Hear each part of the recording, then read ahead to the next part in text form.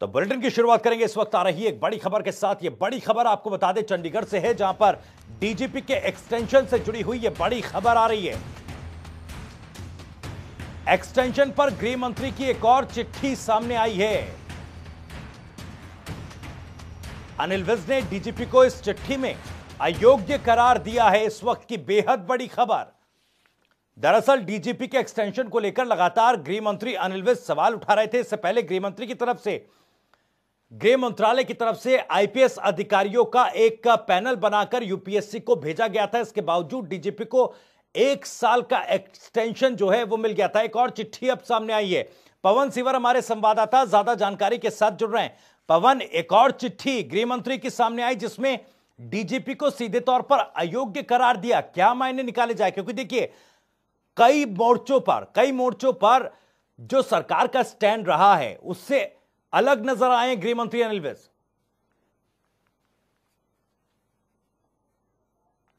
या फिर यूं कहें कि गृह मंत्री अनिल विज जिस तरीके की कार्यशैली के लिए जाने जाते हैं और उसी अंदाज में उनका ये एक्शन नजर आ रहा है। हरियाणा के डीजीपी मनोज यादव पिछले 2 साल से जो है वो हरियाणा के डीजीपी के पद पर कार्यरत थे और अभी भी हरियाणा के डीजीपी मनोज यादव ही है।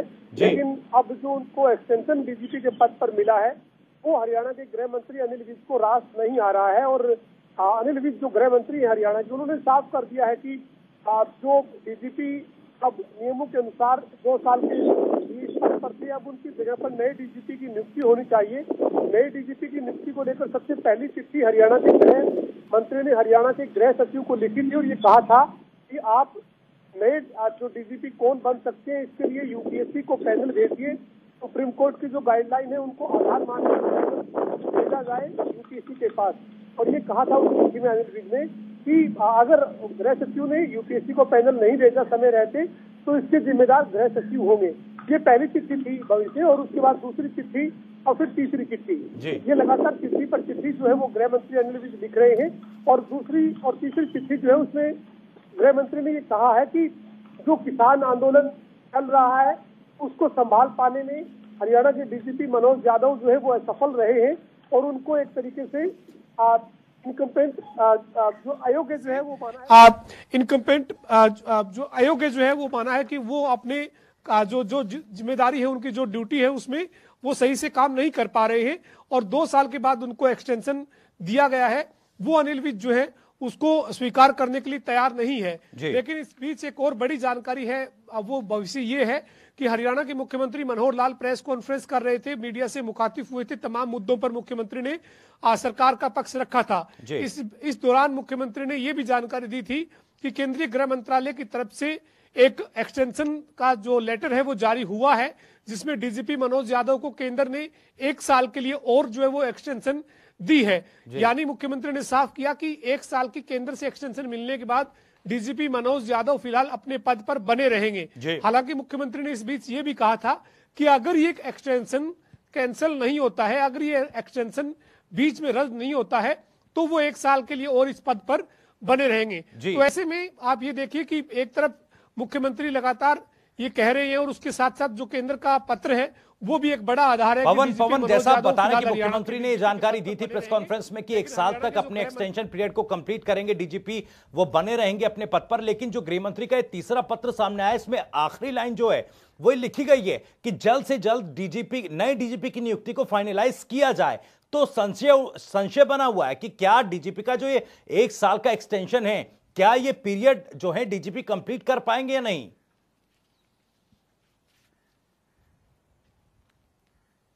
बिल्कुल, देखिए भविष्य ये बड़ी बात है और जो सूत्रों के हवाले से जानकारी है इस पूरे मामले में वो ये है कि हरियाणा के गृह मंत्री अनिल विज इस पूरे मामले में आर पार के मोड में नजर आ रहे हैं और कतई उनको डीजीपी मनोज यादव की कार्यशैली बर्दाश्त नहीं है और वो डीजीपी के पद पर मनोज यादव को नहीं चाहते हैं। ये हम नहीं कह रहे हैं भविष्य, ये जो चिट्ठी पर चिट्ठी जो गृह मंत्री लिख रहे हैं वो चिट्ठियां कह रही है कि जो हरियाणा के गृह मंत्री हैं अनिल विज, वो कार्यशैली जो मनोज यादव की डीजीपी के पद पर रहते हुए हैं उससे वो संतुष्ट नहीं है और इसी के चलते जो है वो मनोज यादव की जो है वो नियुक्ति जो डीजीपी के पद पर एक्सटेंशन के साथ हुई है उससे अनिल विज नाराज है, खफा है।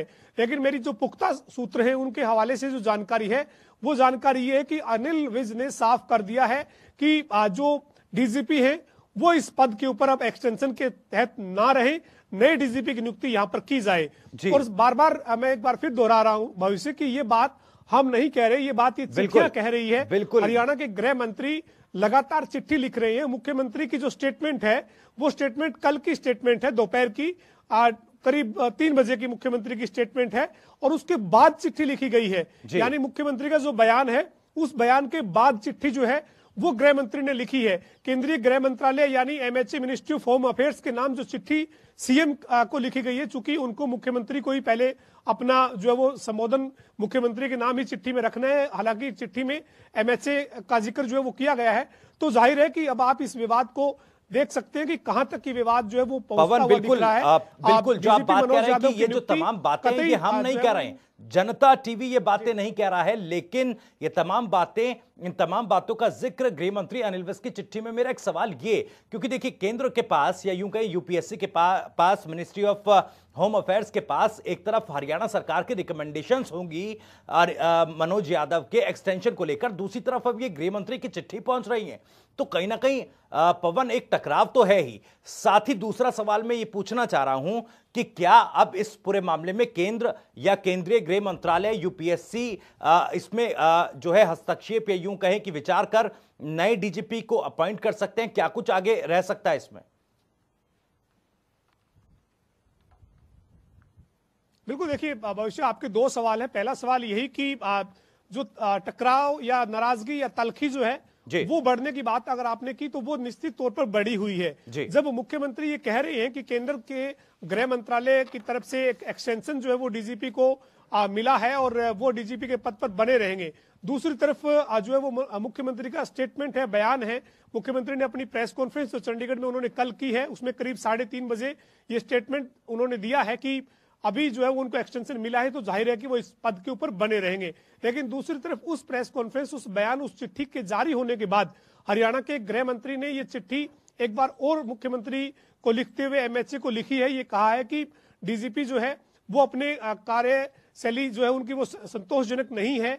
किसान आंदोलन में उनकी जो भूमिका है एक डीजीपी के नाते वो सही नहीं रही है। तो ऐसे में आप समझ रहे हैं कि टकराव तो है ही, टकराव से तो इनकार किया ही नहीं जा सकता है कि इस पूरे मामले में अपनी सरकार का जो फैसला है वो गृह मंत्री अनिल विज को रास नहीं आ रहा है। और अनिल विज को ये फैसला मंजूर नहीं होने के पीछे अनिल विज ने तर्क बता दिया है कि डीजीपी जो है वो अयोग्य, उन्होंने बता दिया एक तरीके से, और ये कह दिया है कि ये पूरे मामले को, लॉ एंड ऑर्डर को संभाल नहीं पाए हैं। इसके साथ ही दूसरा जो आपने कहा कि यूपीएससी क्या तय कर सकती है, यूपीएससी अगर हरियाणा सरकार ये कहती है कि डीजीपी के लिए ये वरिष्ठ आईपीएस अधिकारी है, इस पैनल में से जो सीनियरिटी बनती है उसको डीजीपी के लिए, हरियाणा के लिए नियुक्त किया जाए। ये यूपीएससी तब तय करती है जब हरियाणा की सरकार से उनके पास यूपीएससी के पास पैनल जाता है और उस पैनल में जो पूरी सिचुएशन है उसको क्लियर किया जाता है। अब एक तरफ सरकार ये कह रही है कि डीजीपी मनोज यादव फिलहाल बने रहेंगे।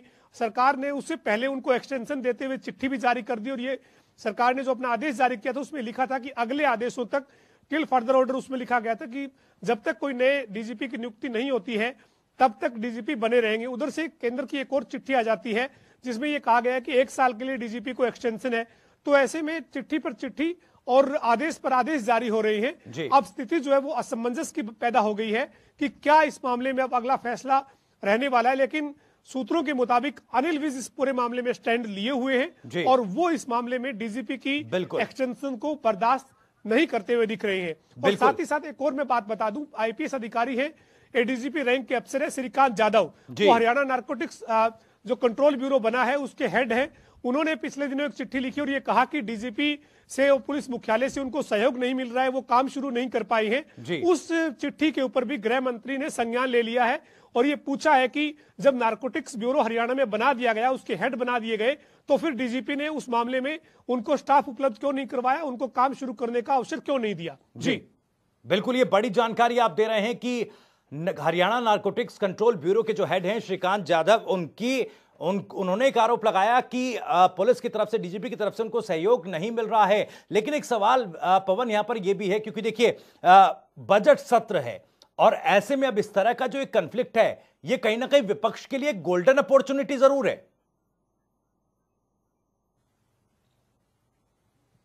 बिल्कुल, देखिए विपक्ष को बैठे बिठाए एक बड़ा मुद्दा जो है वो हरियाणा की गठबंधन सरकार ने दे दिया है। अब जब सरकार में लगातार विरोधाभास सामने आते हैं, पहले हरियाणा के गृह मंत्री और उप मुख्यमंत्री के बीच शराब घोटाले को लेकर कई बार जो है वो अलग अलग बयान सामने आए, और उसके बाद जो है वो अब जो ये हाल ही का जो नया मामला जो अभी जारी है, डीजीपी की नियुक्ति का मामला, डीजीपी को एक्सटेंशन का मामला, इस मामले में मुख्यमंत्री और हरियाणा सरकार का जो फैसला है, उस फैसले से हरियाणा के गृह मंत्री संतुष्ट नहीं है। पवन, तो मेरे पास वक्त की कमी है, मुझे रोकना पड़ेगा आपको। फिलहाल नजर आप इस खबर पर बनाए रखिएगा, आगे अपडेट लगातार इस खबर पर आपसे लेते रहेंगे। फिलहाल बहुत बहुत शुक्रिया आपका